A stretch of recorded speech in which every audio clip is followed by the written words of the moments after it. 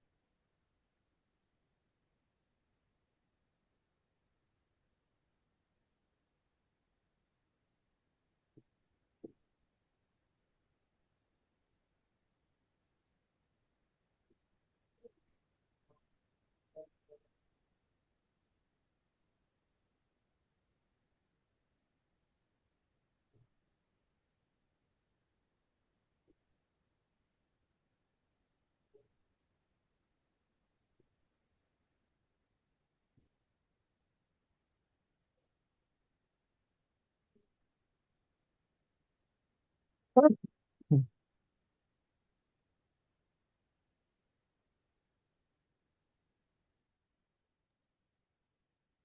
right, I've got three after folks, so just being mindful of everybody's time. Again, I want to thank everyone for joining us, and I'm pleased to be able to turn the controls over to Mike Presta and Jessica Reese, who are going to share a little bit about the facility dog and the process to uh, getting Huck, and tell this story, and how sort of that unfolded, and I think maybe hear a little bit about how Port Jefferson has been able to use Huck as part of sort of overall wellness and resilience and support and community PR. So with that, Mike, I'm going to turn things over to you, and thank you again for joining us, as well as Jessica. Thank you so much for having me. I appreciate it. It's really humbling to be asked on, what we're doing and how we're using the facility dog, and I'm excited to share kind of what we have going on here. Um, I'll let Jessica introduce herself. She's the program director at Canine Companions, National Service Dog Organization. And Jessica represents the Northeast region here that it covers, correct me if I'm wrong, from Virginia to Maine. Just, Hmm. yeah. Yep. I'm gonna let my presentations really focused on kind of Huck specifically and what we're doing with Huck. So I'm gonna let Jessica go first because it's going to be more focused on Canine Companions as a whole, and I think it'll be a great introduction into kind of what I'm doing. So some of my slides are a little duplicative, but Jessica is the expert when it comes to Canine Companions, so I'll let her take the lead on talking about who she works for in her organization. Thanks, Mike. Hi, everybody. As Mike said, he did a great job introducing me. My name is Jessica. I am the program director here at Canine Companions. Been here about 20 years. I ran our applicant program, I've run our graduate program, and now I'm here running everything. Lucky me. So I also have a passion for facility dogs. They are my favorite dogs. Don't tell the other dogs that, but I do believe that they work harder than any other dog. And I am going to share a little slideshow that gives you sort of some information about Canine Companions and who we are and what we do, and a little bit more about how our facility dogs work in the community. So let me share my screen, and we want to share our sound.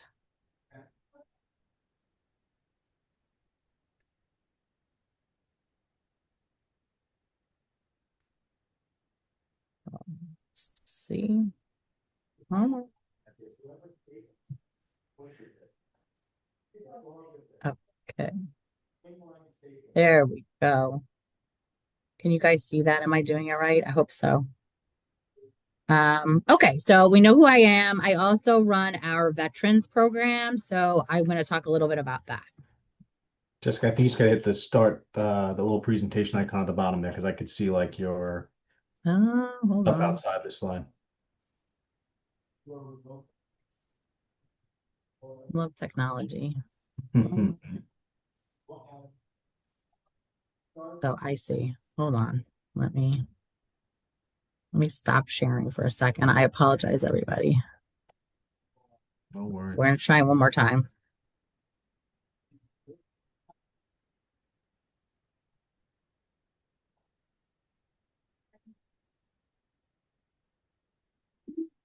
All right. And now I want to go into presenter view, right? I think so, yeah.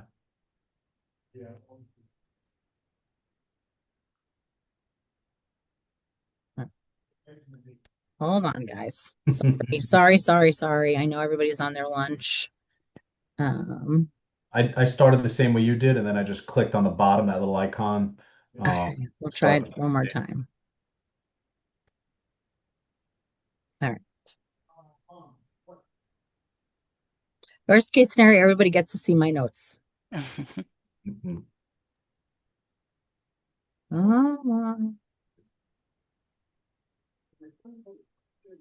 My computer doesn't like me today.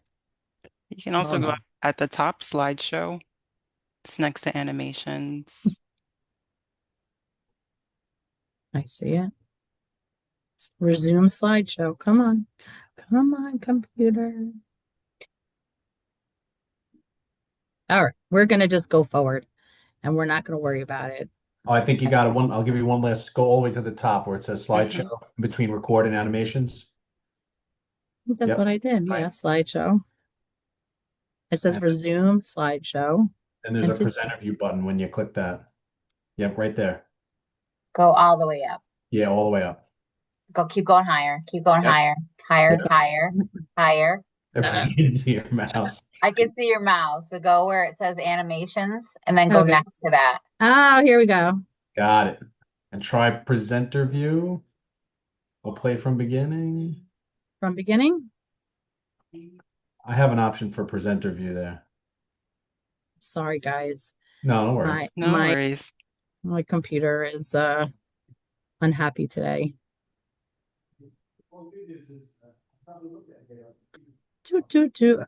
No, it's not happy. So we're just gonna keep going.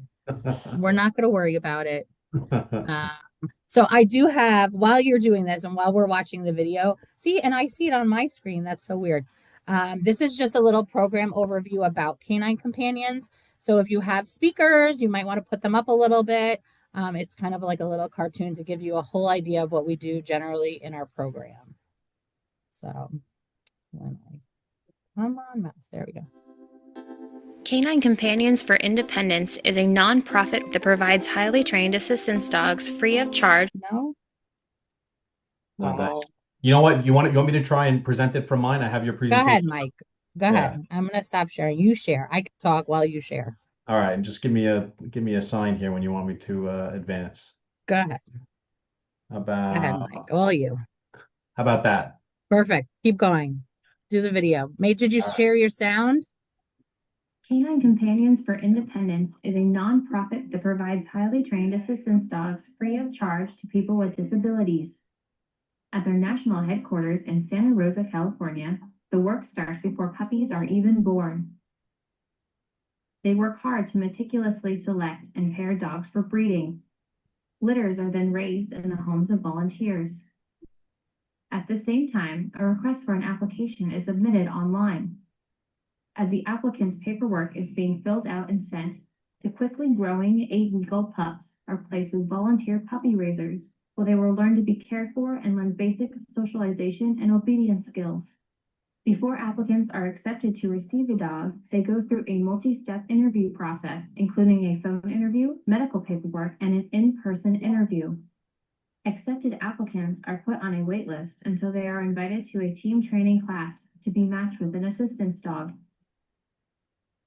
Puppies are now full grown and ready to leave their volunteer puppy raisers.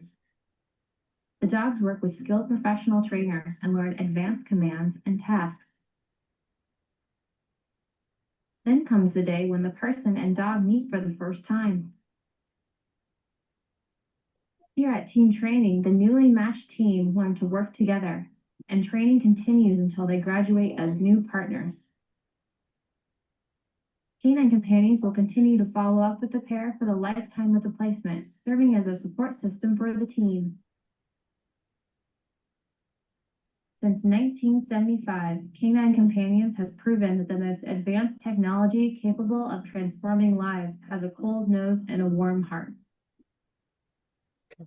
Next, Mike.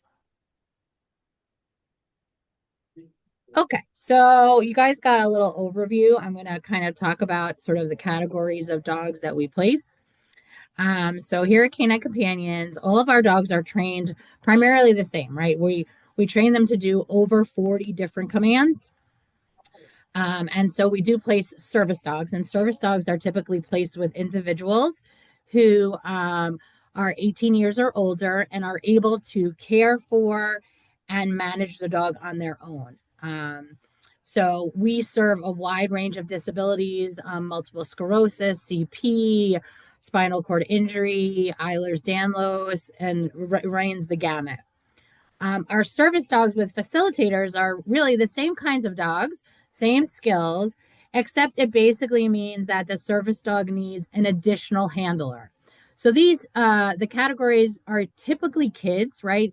Because most kids can't handle a dog independently. So our kids with autism or Down syndrome or cerebral palsy fall into this category. Kids with muscular dystrophy. And then we have our adults who are cognitively or physically impaired to the point where they need someone to help them fall into this category. Our hearing dogs are dogs that are trained to alert someone who's hearing impaired or profoundly deaf to, the microwave going off or their name being called or a cell phone or their pen being dropped. They work independently with a person. That person has to be over the age of 18 years old. We also place veteran service dogs. This is our newest category. We've been placing veterans in some capacity since 1975. But in 2019, right before COVID, we started participating in placing dogs with veterans who are living with PTSD that's service connected. So we participated in a study with the VA about the efficacy of dogs to impact or mitigate the symptoms of PTSD. So we train the dogs to do nightmare interruption. We train the dogs to interrupt an anxiety behavior like leg tapping or hand picking or skin picking. We train the dogs to do positional commands, and those commands primarily create space so the veteran is allowed to stay in the environment longer. And then, of course, with all of these, there is emotional support, companionship component, right? And then we talk about our facility dogs. And so, why I say that these dogs work harder than others is because a facility dog basically has to give 100% to 10, 20, 30, sometimes 40 people a day. And the other categories are really like one person, one dog placements. So facility dogs undergo the same training, that same 2-year training, just like everybody else. Facility dogs will know over 40 commands. We say that facility dogs are bred to have more than lower instinctual drive. They are comfortable being in public settings and interacting with an array of people. They are expected to maintain the same standards as a service dog. Facility dogs are only handled by their trained handlers. If they're not working, they can be in a bed or a crate. One of the things that we always say is really important to know is that facility dogs are not therapy dogs. So therapy dogs absolutely have a place in this world, and they're wonderful and sweet, and they provide a lot of love and companionship. But a facility dog is basically a dog with a master's degree. They interact in a very particular way, and they know all of these commands, and they also come along with a $1 million liability policy, which a therapy dog does not. So we just want to make sure that we clarify that a facility dog skill level far supersedes a therapy dog. And so for a lot of facilities, they have to really come up with some unique ways and to use your dog. And I'm sure Mike will tell you, I made him come up with a lot of different ways and lots of hoops as to how he was going to use this dog and why he needed a facility dog versus just a typical like run of your mill therapy dog. Currently, there are about 100 active facility dogs in the Northeast region. Next slide, Mike. So the importance of working with what we do is we work with vulnerable populations. We always want to make sure that we are teaching appropriate interaction. And we always want to praise good behavior. So a lot of times what we're doing is teaching our handlers, like for people in the populations who have had bad experiences with dogs, how do we train them or how do we make these experiences good, right? And some of those appropriate interaction things are on the dog piece, right? Like, nobody wants to greet a dog after being fearful of a dog and have the dog go right for their crotch, right? These are some of the things that happen with regular dogs. And so we want to make sure that all of the interactions that people are having are positive, and we always want to praise good behavior on the person's part and good interaction also on the dog's part. Next, Mike, please. Go ahead, Mike. There we go. Okay, this is a video. So some of the cool things that we teach our dogs is talking about like taking turns and engaging with clients.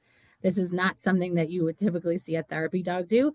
This involves several different commands, and you can press play. Common. Yep. Your turn.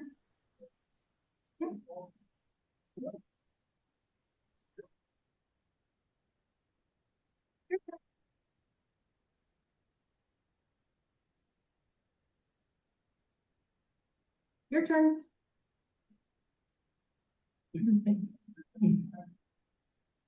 Your turn. Good. Good job.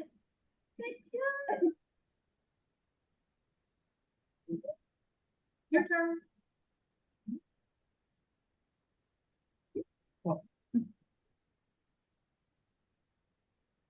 Your turn.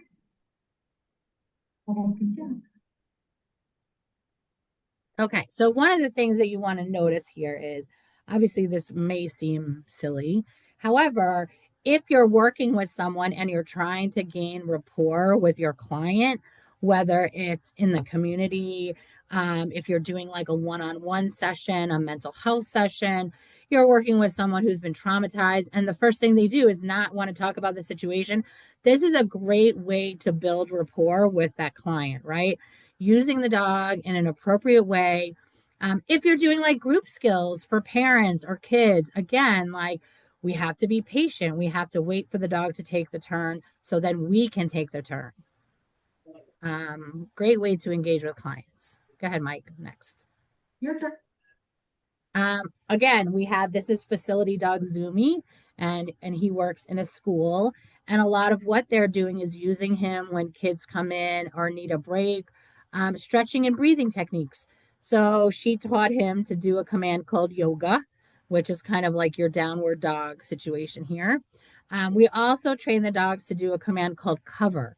And cover basically means crawl on top of me, but appropriately, right? So don't crawl on top of me and give me a bath. Crawl on top of me and lay on my legs. And for kids that are sometimes having like panic attacks or adults that are having panic attacks or feeling that pressure of anxiety, we put the dog on them and have them listen to the dog's heartbeat and breathe with the dog's heartbeat. It sort of helps focus, the deep breathing, the 1, 2, 3, to help bring them down and de-escalate a situation. Next, Mike. Again, appropriate interaction. This is facility dog Stella. Stella is keeping people company as they're reading. A lot of places will also do like a read to the dog program in their local community. Again, engaging people to come in and read. Nobody wants to read to the librarian. They don't want to read to their parents. They don't want to read to their teacher, but they will surely read to Stella.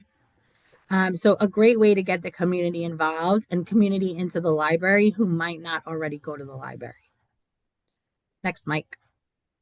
Again, group therapy and learning process, keeping the dogs involved in all sorts of activities. And you can see actually in picture 1 where Stella has her whole body on that child's legs. That's what we call a cover. And then the third picture is actually called in between.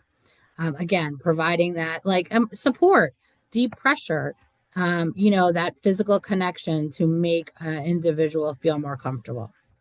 Go ahead, Mike. And this is facility dog Una. Una works at a physical therapy unit.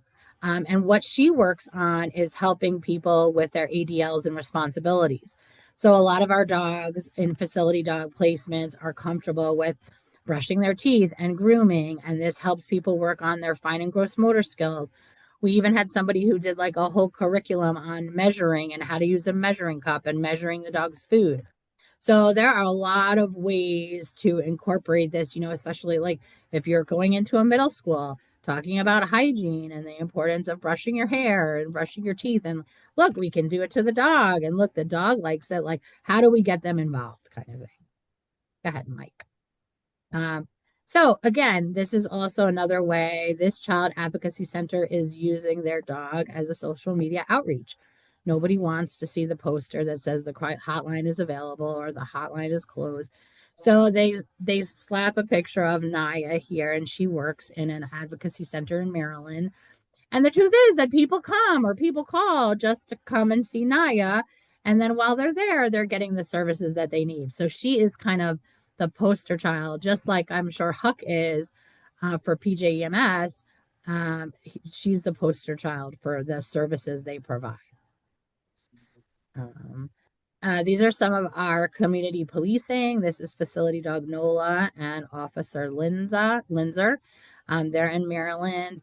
They do community policing, community activism, and community engagement. So they've had a ton of events. They've had a 5K in their community, and you can see, people enjoy seeing them. It then also makes them feel connected to the police department. Go ahead, Mike. I think I'm almost there. Again, community engagement, participating in local graduations.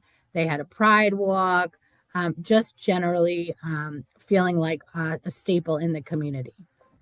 They all have their own, go back one more. Okay, they all have their own, like Facebook pages and Instagram. And I know Huck has his own Instagram. So it gets people involved in what is happening. Okay, sorry, you can go now, Mike. So this is cover. This is 2 ways to do cover. Go ahead. Oh, coming. Yep.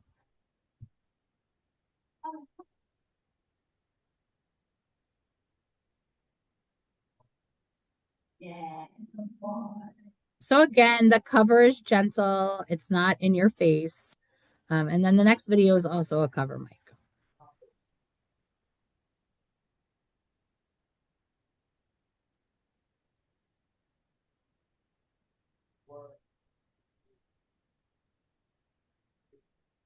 Okay, next. Oh, this is also a video. This is about, again, going back to how do we build rapport and get people to be interactive. So this trainer taught this, I think this is Rally, how to help with doing a puzzle. This is really cool for kids. Go ahead, Mike.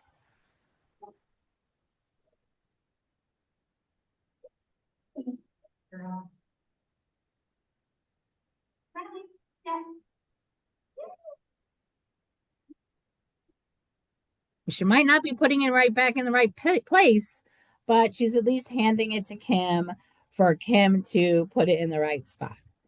Go ahead, Mike, next.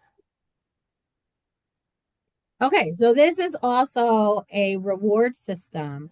So one of the schools, and you can do this anywhere, created these dollar bills with the dog's picture on it. And when people participated in community events or they had good behavior in school, they would give out these Tenny bucks or Stella bucks. This picture specifically is Stella. And they would give it out. And at the end, people could come, like, so if you did if you had like a community outreach event, you could give these out. And as people were collecting them from coming, like, oh, if you come to our 5 fall events, you can collect 5, Huck bucks. Ooh, I like that, Huck bucks. And, then you can come to the station and, spend time with Huck and do a fetch session with Huck or whatever it is. In some cases, Huck can do a home visit or whatever. So again, another really good way to just get people involved. Go ahead. Questions? Anybody have any questions for me? You can stop sharing, Mike. All right. Thank you, Mike. No problem. I don't know if there's are there chat questions, Kara, that we Not should be looking? Yeah, not seeing anything in the chat right now.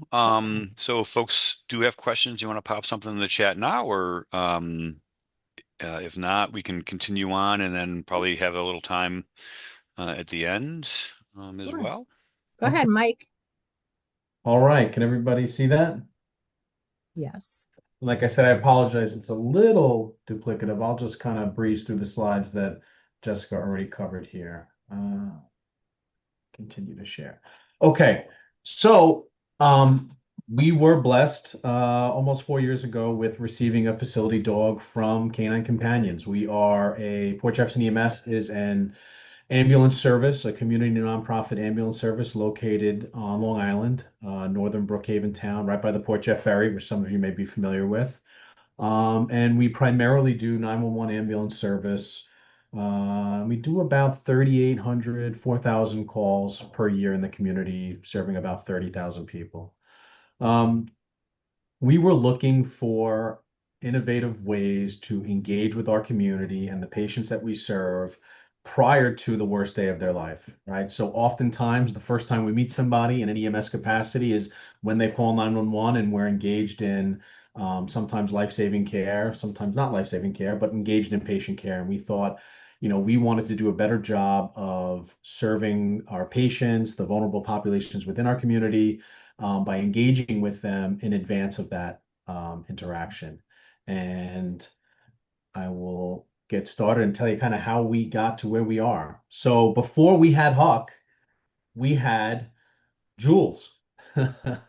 And Jules was a great example of you don't know what you don't know. So we took this great idea we had, and we didn't know anything about facility dogs. We didn't know anything about canine companions. We just said, hey, we'll just get any dog and we'll just go to the local shelter.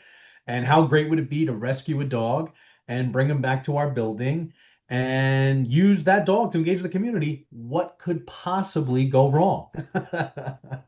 And it was a great intention, but a horrible execution. Brad is listed there. Brad's our attorney, our legal counsel here for Port Jeff EMS, and it didn't go well. So we had Jules. Jules had some real personality issues. Jules was a great dog and would probably do well in a family in a home setting with the same people all the time. But Jules had some anxiety. Jules wasn't cut out for the public life like Huck is. Jules has no formal training. Jules ultimately bit our exterminator in the face, and he required facial reconstructive surgery. And I'm not saying that, I'm smiling now, laughing. It really wasn't funny at all, but it was the end of almost our canine program indefinitely. And we had to really go back and talk about what did we just do? Why didn't this work? What are other options out there? We thought we had a good idea, but the dog we had was not the right dog for the program. And for about a year to 18 months after that happened, we had to bring the dog back to the shelter and it had to be rehomed with somebody else. We sat and scratched our heads on what could we possibly do and how could we possibly improve upon this, because there was some there. We thought, we had a good idea. And enter Chris Evans, Lieutenant Evans, who was mentioned briefly in Miss Reese's slides. He's a friend of mine, a personal friend, and I noticed that he had this beautiful dog that he started using in his role as a law enforcement officer down in the Maryland area. And I quickly realized that there's something going on that, I feel like whatever he's got going on may be a great fit for organizations. So I reached out to him and had him explain, said, what do you have? This doesn't look like your typical law enforcement canine. This isn't a Belgian Malinois or a German Shepherd that's got, a lust for chasing people down in the community. Tell me more about Nola and what you're doing with her. And he proceeded to basically regurgitate all the similar ideas we had up here, and then got in and explained about Canine Companions and this amazing organization that exists in the country that grants these service animals to organizations like Lieutenant Evans and potentially our organization at the time. So we reached out to Canine Companions, and this is actually a picture of Huck's family that raised him as a puppy. And I'll talk a little bit more about. So facility dogs, Ms. Reese talked about facility dogs, just expertly trained dogs that partner with a facilitator working in healthcare, visitation, or education settings. And as explained by Ms. Reese, they work with vulnerable populations. They work in communities, people that suffer trauma and adverse life events, and they are the safest choice for these people because they do have training. They're intentionally bred. They have spent their entire lives working on becoming this perfect service animal to work in the community. They've been strategically raised, strategically trained, like Jessica had spoken about, and no reactivity in emotionally charged environments. So you can look at Huck here in this photo. Huck is laying on the floor of a busy level 1 trauma center on a Friday night with multiple accident victims and people running around, screaming, families, like quite a scene, a busy level 1 trauma center on a Friday night. And Huck, and I say this nicely, could care less, right? He is, there's a lot going on around him, and he's able to kind of stay in a controlled position, and not be bothered or alerted or distracted from what's going on. And that's a testament to the training that he has. Again, here, we've used Huck in many capacities. Now we were using him in this particular instance to engage with our students. This was a big stressful testing night, and we brought kind of Huck up with the students that were going through a high stakes test and used the dog to kind of engage with them. Like I had mentioned, they're professionally trained. This is a picture from Huck's graduation. I don't know if you can pick out which dog is Huck. They all look very great in this photo. Like Jessica had hinted at, they go with volunteer families. They're raised as puppies by a volunteer family, like I had pictured earlier, and then they turn in for professional training. What is not a facility dog, right? Pet therapy dogs, career change dogs, dogs that aren't able to pass as a service animal, right? These are intentionally raised animals.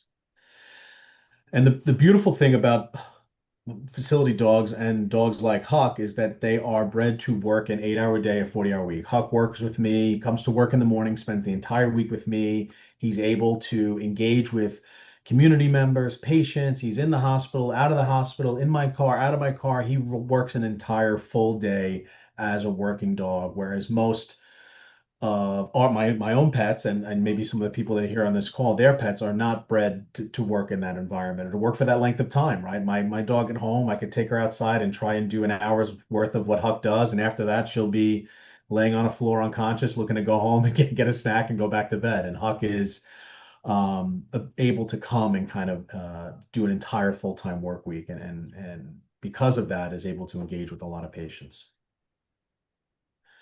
So what are we doing with Huck? So we wanted to, like I'd mentioned, connect with our patients outside of our normal 911 response role, right? As an EMS organization, we wanted to meet these people before the emergency and make the community aware of this organization that's out there doing pre-hospital emergency healthcare. We wanted to work with our community members that are exposed to traumatic events, right? We have a lot of traumatic things that happen in a community, whether that's from car accidents or violence or really anything like that, or people that have suffered loss.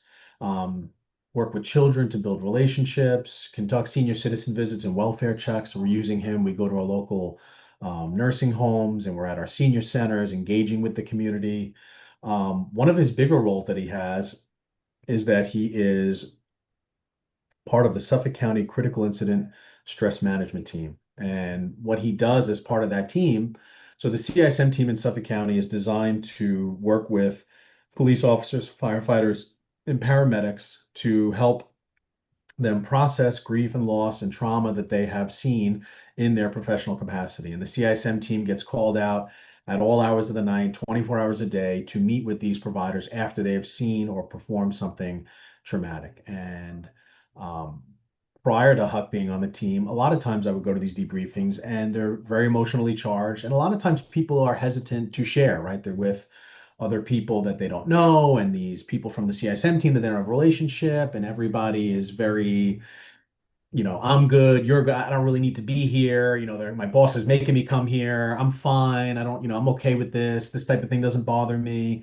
And what Huck has been able to do on the CSM team is actually amazing. He's been really the best icebreaker in the history of icebreakers. Huck is able to come into a room and bring the temperature down and engage with these people. And a lot of times, maybe 5 or 10 minutes before we start the debriefing, and really allow people that weren't initially welcoming to the idea of opening up and sharing their experiences to really open up. And a lot of times, it's just what's needed at the beginning of these sessions to start off and really have a productive session talking about this traumatic event that these public safety professionals have seen. What Huck also does during these, which is amazing, is and I don't know if maybe Jessica could say, I don't think he was ever trained for this, but what he did and what I've witnessed him do in a bunch of these now is we're in a closed room and I'll let him kind of walk around the room and he'll actually, if we're sitting in a circle, we'll go and make his way around the circle and see each person as we're talking and as this is going on. And somebody had come up to me after we started doing this and said, did you train him to do this? I said, no, I have no idea where he learned how to do that. He just kind of picked up on it and has now made it his normal thing. And it actually has worked out really well. I think that he's probably just going around making sure that nobody has kibble in their pocket. 100%. But but I think that you should totally say that he's going around to check the emotional temperature in the room. That's exactly what I went with, but I was basically saying, yes, food rules his life, and he just wants to go around real quick and shake everybody down in the room and make sure nobody's holding anything. But no, I defaulted to, he must have, he just must be picking up on this. Yeah, good answer. Regardless, the outcome is the same, and it works well. Right.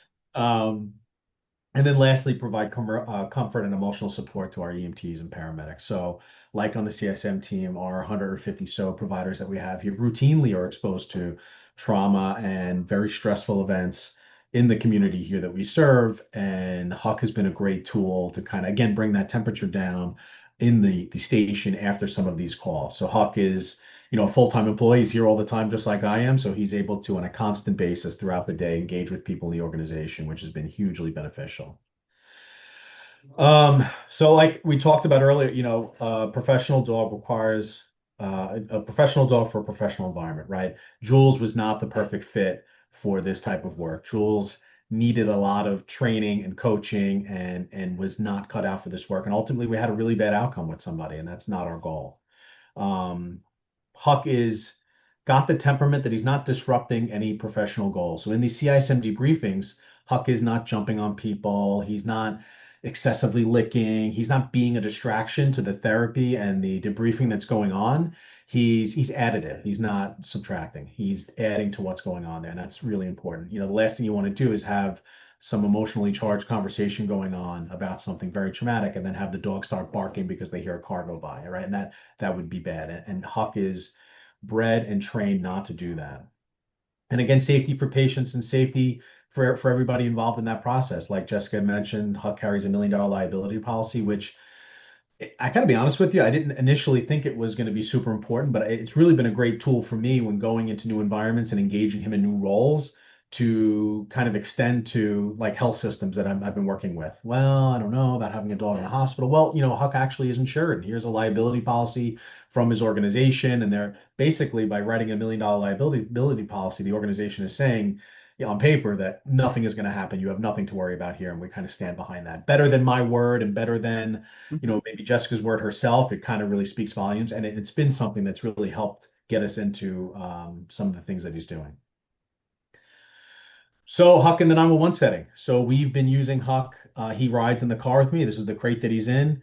And not every call that we go to is a great fit. I'll be honest with you. If grandma has a heart attack, we're tied up in patient care and we're kind of getting her to the hospital. And there's really not a role maybe for Huck in those situations. But there have been times where having Huck and being able to say, hold on a second, I have Huck with me in the car and maybe he's going to help out, has been hugely beneficial. I'm going to tell you a little story now about a situation where I think he probably saved this person's life.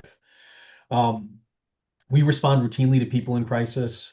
So there was a male that was having a mental health crisis and was threatening suicide, and law enforcement was on the scene as usual.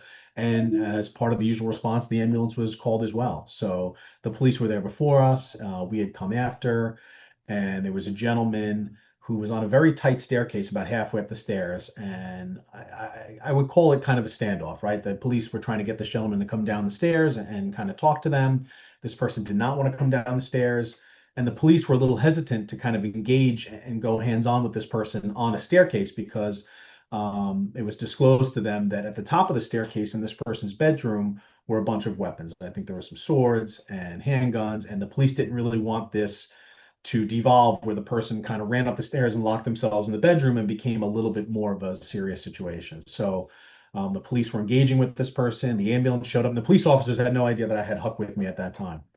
But I pulled up and I was talking to the police outside, and one of the police officers knows about Huck and knows about the program and said, "Hey, you don't happen to have the dog with you?" And I said, "Yeah, he's in the truck." And he began to debrief me and tell me what was going on. I said, "I think this may be a great use case for him." So we went and got Huck, and I came inside, and we kind of had the law enforcement officers step out of view of the patient. And at Port Jefferson EMS, we kind of went above and beyond, and our uniforms are designed to not look like law enforcement uniforms. So I'm wearing a white shirt today, but our providers generally wear a khaki uniform shirt and green pants so that they're easily distinguished as non-law enforcement. And that's come in handy, especially in situations like this. So Huck was able to go to the bottom of the stairs. I was able to start a rapport with the person and begin speaking with him, and ultimately ask his permission. Say, "Hey, would it be okay? Did you like dogs? Would it be okay if my partner comes up and talks to you?" I said, would you be okay with that?" And immediately the person that was in crisis began crying and said, "Yeah, I've had a dog in the past, and yeah, I would love to engage with the dog." So I had a long lead. I let Huck go up the stairs, and Huck immediately wants to meet somebody new and begins engaging with this person and, getting all the pets and licking this person's face and developing a rapport, right? And I let this go on for a few minutes, and we had a very light dialogue about the dog and, dogs that this person had had in the past. And after a few minutes or so, I said, "Hey, why don't you come downstairs and I'll let you continue this downstairs. I'm working for the next 24 hours. Come downstairs on the couch and we could sit down here and continue talking." And he was a little hesitant at first. And then I began to pull the dog away, which was what he had developed a rapport with. And immediately he said, "Yeah, you know what? I'll come down the stairs." And this person came down the stairs, sat on the couch, continued engaging with the dog. And it sounds simple and it sounds like something like a nothing, but I have to be honest with you, this minute interaction with the dog and the facility dog in this setting prevented this person from having a hands-on situation with law enforcement. It prevented the use potentially of a taser. It prevented the use of potentially a handgun. It prevented really a situation from devolving into something that we would see on the nightly news. And it was all because of Huck and just a dog. Even from the EMS perspective, we didn't have to use any physical restraints. We didn't have to use any chemical restraints. We carry a lot of medications. Nothing had to happen other than let Huck up the stairs, engage with this person in crisis, and start a dialogue. So this is probably the most pivotal one since we've had him in the 4 years that we've had him, but it was just a great example of what facility dogs can do with people in crisis, not only people with crisis, but people in crisis in an EMS setting, which is what Port Jefferson EMS does. Huck is an ambassador. Jessica said the same thing with some of the other facility dogs. Huck has been the de facto mascot for Port Jefferson EMS since he's been around. He's been with our state EMS director, Ryan Greenberg, at the local university, at other agencies, with the county legislature. We're able to kind of go around and spread this message and talk about all the great stuff we're doing with Huck and start a dialogue with people about our organization and the work that we do in the community. So it's just been a great listen. Nobody wants to talk to me. I get that, right? Everybody wants to talk to the dog. And then when they start talking to the dog, they have to talk to me. So it's been a great way to really kind of engage with people.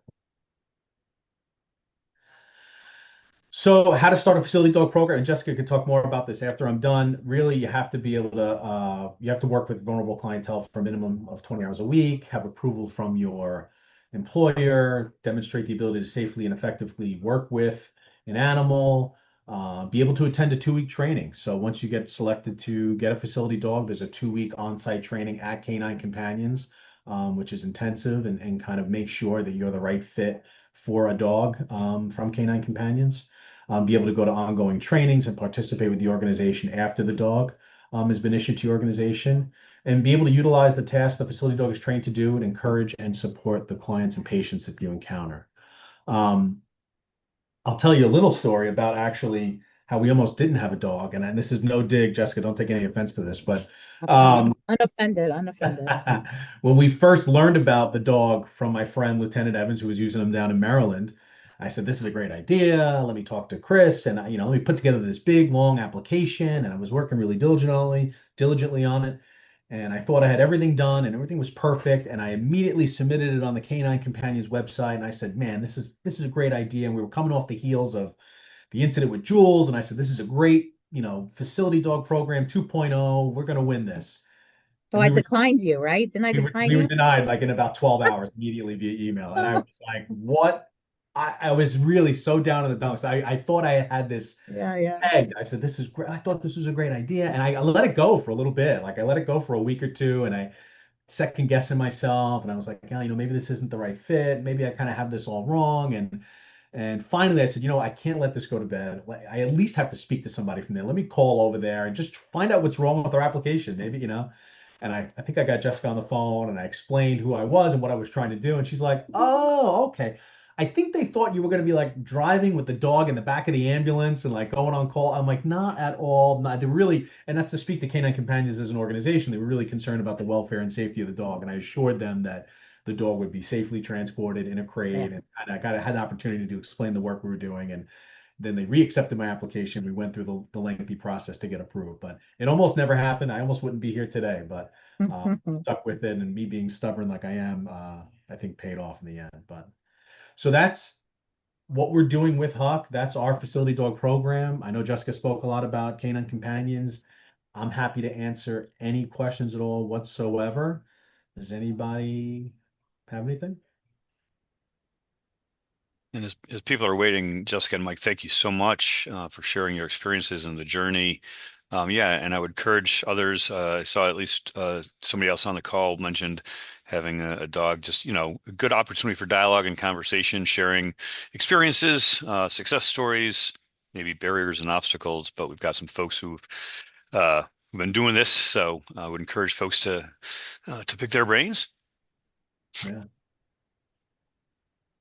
Yeah, this has really been great for like we're coming up on I think the fourth year now. And Huck turned 6 in October, and I can't imagine our organization without a facility dog now. Like it's really been everywhere we go, everything we do, everything in the organization.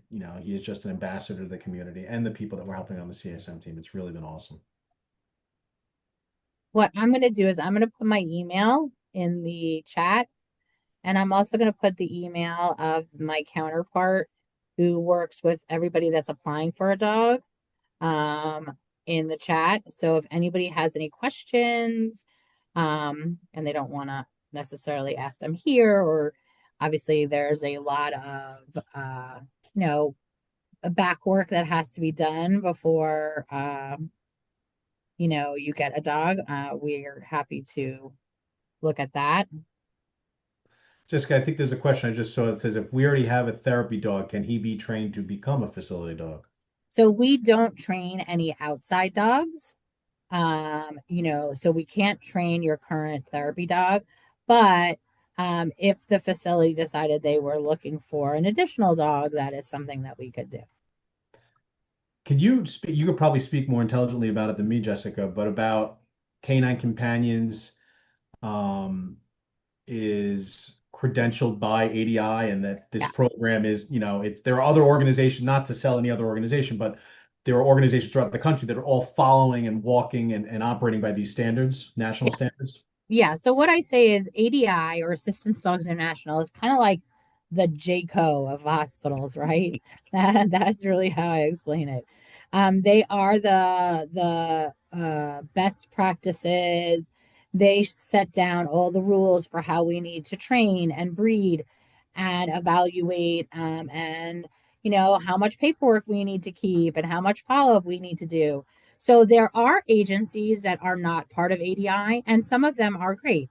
Obviously, in the goal to standardize, how we're dealing and how we're placing, they are, the gold standard for practices. So, for example, the Veterans Administration initially would only qualify a dog from an ADI accredited agency. And so, because of that, there are organizations that will train people's dogs that they currently have. However, we are not one of them because we feel like a lot of times dogs are, adopted from the shelter and they're wonderful, but I can't put a $1 million liability policy on a dog that I don't know, you know, what they did from the moment they were out of the womb, right? So I know everything that has happened to this dog from that moment, right? What they've been eating, what are their experiences have been, what accidents they've had, what behavioral issues they've had. So believe it or not, I don't even know if Mike knows this, but when we first were training Huck, he was like a little sound sensitive, and we were like, "Oh my God, we can't give this dog that's going to ride in an ambulance." And we're like, "Well, let's see. He's not sound sensitive to everything, just a few things." So we tricked Mike, and we were like, "Mike, can you come by Yeah, I forgot. and can you blow your sirens in our parking lot?" And he came by with his truck, and we just brought all the dogs out, and we walked them all by the sirens, and we're like, okay, it's gonna be fine.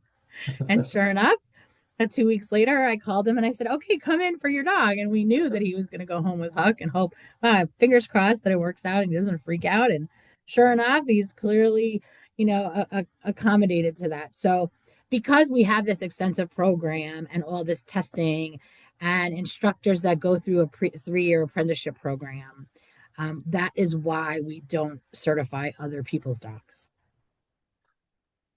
Great question, though. Thank you. Yes, very good question. A very common question, too. Mike, I know you're familiar with CARES Up, and Jessica, I don't know how much you know about the initiative. It's a first responder uniform personnel wellness resilience model and program that we are standing up in New York State, both for funded sites and anybody who's working in that space, if we can offer support.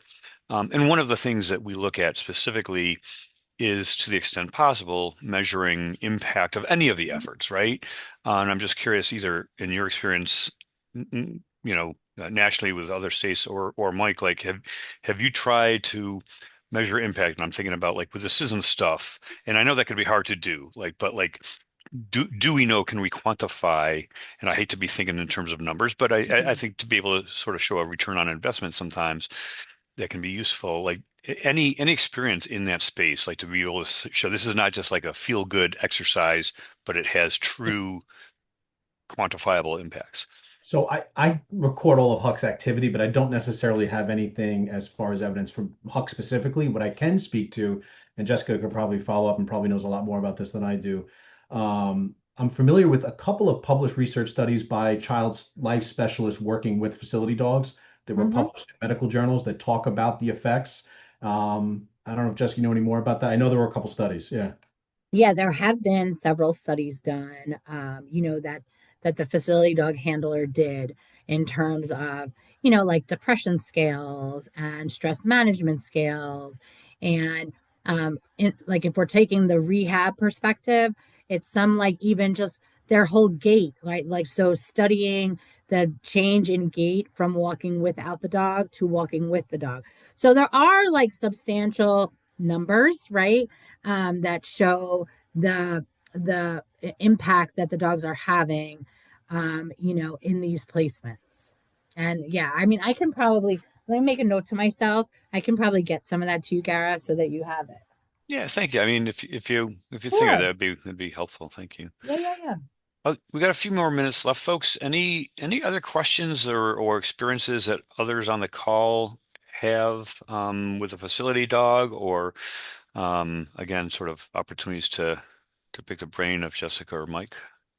The other thing I'm just going to add is that, we are, believe it or not, I'm sitting here at a 30,000 square foot facility in Medford. Nobody knows we're here. We're kind of tucked in the back. A lot of people assume they're going to come and they're going to be dogs loose and it's a barn, but it's not. But so I highly recommend, we do tours here all the time. So if people are unsure or just want to come by and schedule a tour as a group, you can come as a CARES group. I don't know if you do in-person things, but we encourage people to come by and we can do a demo. And you can, of course, everybody wants to touch the dogs. Nobody really cares what I say after a while. And that's totally fine too. So, if anybody's interested, just feel free to reach out to me or Mike, and we can definitely schedule something like that. Thank you. Are all the dogs labs? Yeah, so we use labs and Goldens, and we cross the two. So a lot of our dogs are crosses. I think Huck is a cross, right? Yes. Yeah. Yeah, he's a cross between a lab and a golden. We find like we just get the best success that way. So clearly I'm having a computer issue because I'm purple. Did anybody else notice that? I thought that was intentional for Suicide Prevention Awareness Month. No, no. Very tech savvy. Very tech savvy. That's right. Yeah. So like I'm